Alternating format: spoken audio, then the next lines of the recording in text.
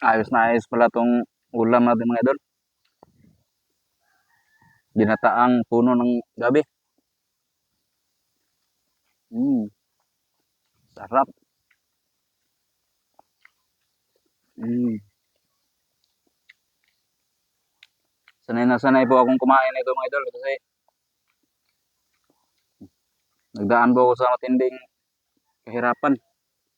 Hmm, so ayos lang din mga idol, sarap naman. Hmm, yummy mga idol. Hmm, sili mga idol. Hmm, ah, paanghang. Hmm, yummy mga idol. Itong ulam na 'to ay hindi ko ipagpapalit 'to mga idol. Napakasarap mga idol. Sa mga ginataang gabi mga idol.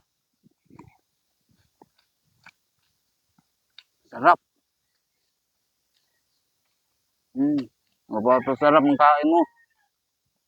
Kahit hindi diretso ng ulam mo basta may ginataang gabi.